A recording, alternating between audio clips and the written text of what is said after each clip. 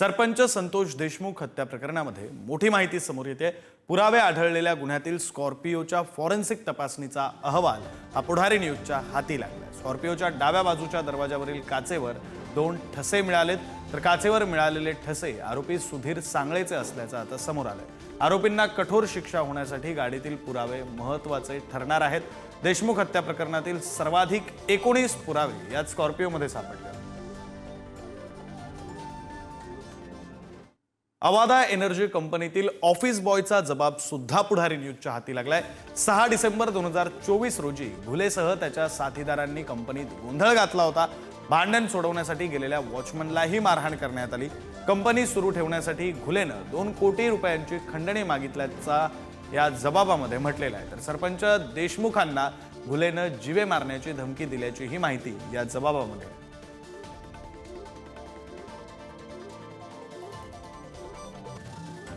Office बॉयच्या जबाबामध्ये नेमकं काय आहे तर 6 डिसेंबर 2024 रोजी अवादा कंपनी परिसरामध्ये सुदर्शन घुलेसह त्याच्या साथीदारांनी गोंधळ घातला। भांडण सोडवण्यासाठी गेलेल्या वॉचमनला मारहाण करण्यात आली। मी वाल्मिक कराडचा माणूस आहे अशी घुलेनं धमकी दिली। कंपनी सुरू ठेवायची असेल तर 2 कोटी रुपये खंडणीची मागणी सुद्धा घुलेनं केली। खंडणी न दिल्यास कंपनी बंद करण्याची घुलेनं धमकी दिली। तर घुले खंडणी मागत असताना मस्साजोग गावचे सरपंच संतोष देशमुख आले। देशमुखांनी सुदर्शन घुलेला कंपनी बंद करू नका, लोकांना रोजगार मिळू द्या अशी विनंती केली। मात्र घुलेनं सरपंच तुला बघून घेऊ, तुला जिवंत सोडणार नाही अशी धमकी दिली। तर प्रतीक घुलेला सोबत घेऊन पोलिसांनी घटनास्थळाचा पंचनामा केला होता। पंचनाम्यावेळी घुलेनं काय सांगितलं याची माहिती पुढारी न्यूजच्या हाती लागली। देशमुखांना ज्या ठिकाणी मारहाण झाली ते ठिकाण घुलेनं पोलिसांना दाखवलं। काटेरी झुडपातून मारहाणीसाठी वापरलेली बांबूची जाड काठी सुद्धा काढून दिली। संतोष देशमुख हत्येची सुदर्शन घुलेची कबुली, तर महेश केदार, जयराम चाटे यांच्याकडूनही हत्येची कबुली देण्यात आली। मारहाणीचा राग मनात धरून हत्या केली असं घुलेनं म्हटलंय। तर वाल्मिक कराडचा पाय यामुळे आता आणखी खोलात चाललाय।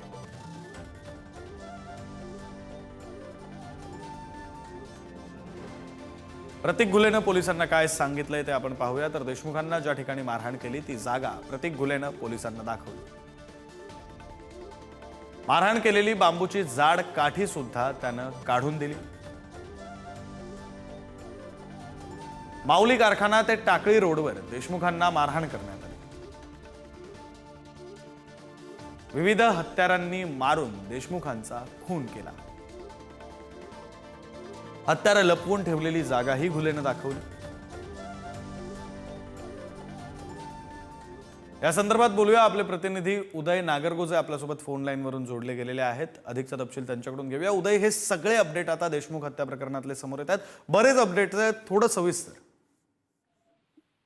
नक्कीच विक्रांत, आपण जर पाहिलं तर 9 डिसेंबर रोजी संतोष देशमुख यांची हत्या झाली होती आणि त्याचा तपास सीआयडीने हाती घेतल्यानंतर तपासाला वेग आला होता। या दरम्यान प्रतीक घुलेला पोलिसांनी अटक केल्यानंतर त्याचा जबाब घेण्यात आला होता। तसेच त्याला घेऊन स्थळाचा पंचनामा देखील करण्यात आला होता। त्यावेळेस त्यांनी माऊली कारखान्यापासून ज्या दिशेने संतोष देशमुख यांना घेऊन गेले त्या दिशेने पोलिसांनाही घेऊन जात ज्या ठिकाणी मारहाण झाली होती ती जागा पोलिसांना दाखवली होती। तसेच त्या मारहाण झाल्याच्या जागेपासून काही अंतरावर ज्या काटेरी झुडपामध्ये त्याने मारहाण करण्यासाठी वापरलेली काठी होती ती काठी देखील काढून दिली होती। आणि हा सगळा घटनाक्रम त्यांनी सांगितला होता की कशा पद्धतीने संतोष देशमुख यांचं अपहरण करण्यात आलं आणि कशा पद्धतीने विविध हत्यारांना मारहाण करण्यात आली, मारहाणीत त्यांचा खून झाला, हे देखील त्यांनी आपल्या जे पंचासमक्ष निवेदन दिलं होतं त्यामध्ये दिलेलं आहे। आणि घटनास्थळी ज्यावेळेस पाहणी केली त्यावेळेस प्रतीक घुले याने मारहाण केलेली जागा आणि ज्या ठिकाणी ही बांबूची काठी लपवून ठेवली होती ती देखील जागा दाखवली। तसेच काटेरी झुडपातून ही बांबूची काठी देखील त्यांनी काढून दिली होती। आपण जर पाहिलं तर काल या प्रकरणात सुनावणी झाल्यानंतर आता वेगवेगळे पुरावे समोर येत आहेत आणि यामध्ये आता एक एक खुलासे होत आहेत। यामध्ये हे सगळे जे आरोपी आहेत आता त्यांना कठोरात कठोर शिक्षा होईल अशाच पद्धतीने हे सगळे पुरावे समोर येत असल्याचं आपल्याला पाहायला मिळते। विक्रांत,